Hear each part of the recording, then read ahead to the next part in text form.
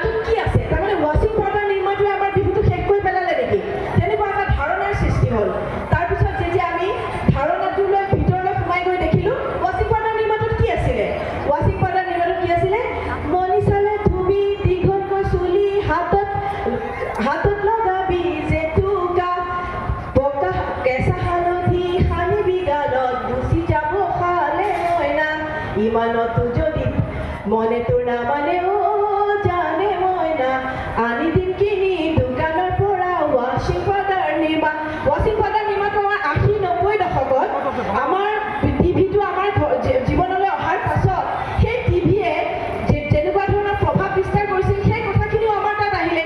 যেনেকৈ চাহ বাগিচা অহাৰ পাছতেই বিহুগীতত গালে, উজাই আহিলে বাগিচাৰ চাহাপতি চেৰাত খাই পেলালে চিচা অ ছোৱালী নহ'লে মিছা। প্ৰত্যেকটো বস্তু সংস্কৃতিৰ লগত সমৃদ্ধ হৈ আহিছে, হৈ থাকিব। সেই কুসুম কৈলাশে আজি প্ৰত্যেকটো গীতত ইমান সুন্দৰকৈ লৈ গৈছে বিহুগীতত নতুনৰ লগত সংযুক্ত কৰি। এতিয়াওতো প্ৰত্যেকটো ঘটনা যেতিয়া আগলৈ গৈ থাকিব, প্ৰত্যেকটো কথা আমাৰ সংযুক্ত হৈ গৈ থাকিব। আমি অসমীয়া জাতিয়ে আচলতে উদ্বিগ্ন হোৱাৰ কোনো কাৰণ নাই। আমি আগতেও সমৃদ্ধিশালী হৈ আছিলোঁ, এতিয়াও আছোঁ। এতিয়া যিহেতু ফেচবুক, হোৱাটছআপ এইবিলাক আহিছে, সেইকাৰণে আমাৰ ফেচবুকত আমাৰ নতুন বিহুবিলাকত এইবিলাক সংযুক্ত হৈছে। ফেচবুকত চাবা দে ঐ মালিনী, মোৰ নাম দেৱজিৎ, এইবিলাক হৈ থাকিব।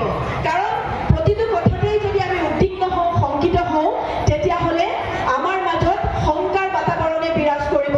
আৰু যাৰ বাবে এটা সময়ত আমাৰ অসমীয়া বিহুগীতবিলাক প্ৰকৃতিৰ লগত তেতিয়াও জড়িত হৈ আছিল, এতিয়াও জড়িত হৈ আছে।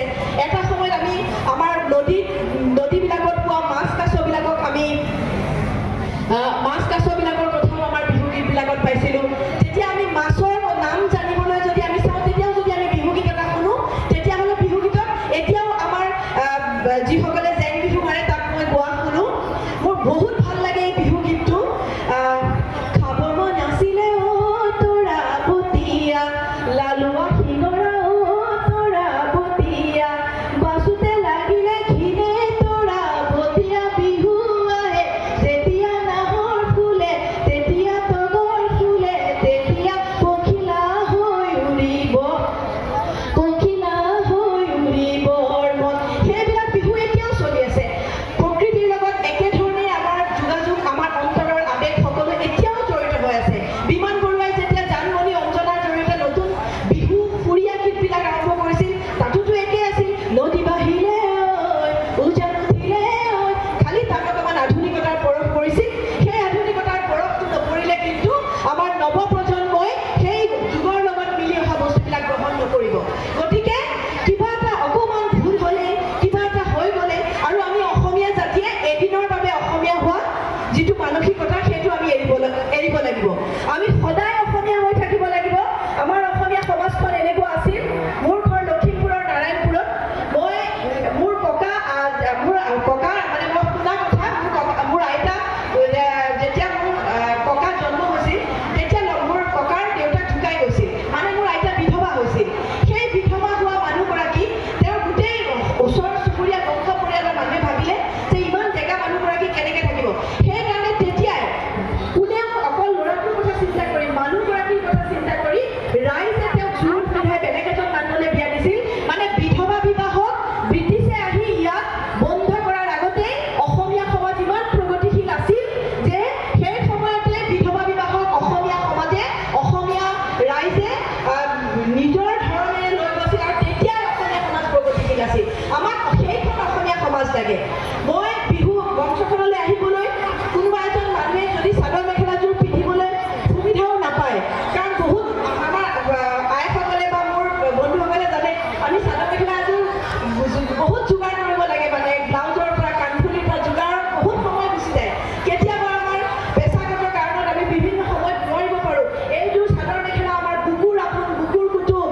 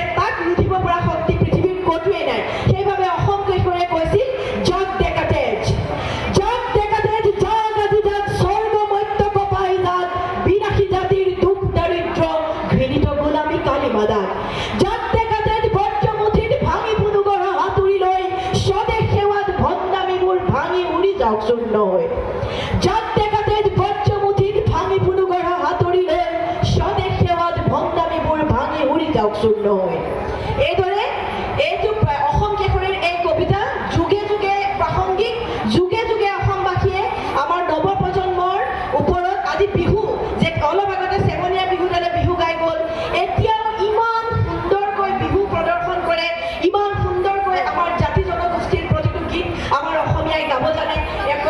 অসমীয়া ল'ৰা ছোৱালীৰ মাজত ছোৱালীয়ে এতিয়া ঢোল বজায়, ডিব্ৰুগড়ৰ পৰাই দেখিছোঁ, চৰাইদেউৰ পৰা দেখিছোঁ, ধুনীয়া ছোৱালী বিহু দল হৈছে কৰাৰ বাবে সমাজৰ পৰা বিচ্ছিন্ন হ'ব লগা হৈছিল। কিন্তু তেওঁৰ সেই ত্যাগ, চন্দ্ৰপ্ৰভা শইকীয়াৰীৰ সেই ত্যাগৰ বাবে আজি আমি আপোনালোকৰ মঞ্চত এনেকৈ থিয় হ'ব পৰাকৈ আমি অকণমান সবলীকৰণ হৈছে, শক্তিশালী হৈছে। গতিকে অসমীয়া জাতি সদায় চৰৈগতি বুলি জ্যোতিপ্ৰসাদে লিখি থৈ গৈছে। গতিকে আমি সংগীত হোৱাৰ কাৰণ নাই, আমি অসমীয়া জাতি সদায় সমৃদ্ধিশালী আছিলোঁ, আগলৈও সমৃদ্ধিশালী হৈ থাকিম। আৰু আমাৰ কাৰণে আমি এনেকুৱা এটা বাতাবৰণ সদায় আহক সৃষ্টি কৰোঁ। মই আকৌ কৈছোঁ, নতুন পুৰুষক কৈছোঁ, এইখন মঞ্চৰ পৰা কৈছোঁ, মই আকৌ কৈছোঁ যে মই নাৰায়ণপুৰৰ এখন সৰু গাঁৱৰ পৰা আহিছিলোঁ। মই যেতিয়া সৰু আছিলোঁ তেতিয়া মোৰ মানে কামটো আছিলে, মই সৰুতে এই ঠাণ্ডাৰ দিনত যেতিয়া মানে জুহালৰ ওচৰত ককা বহে, মই দিনৰ দিনটো ক'ত কি ঘটি থাকে আমাৰ চৌদিশে চব চাই ফুৰোঁ আৰু ককাক গৈ একদম বহু সেই কথাটো কৈ দিওঁ।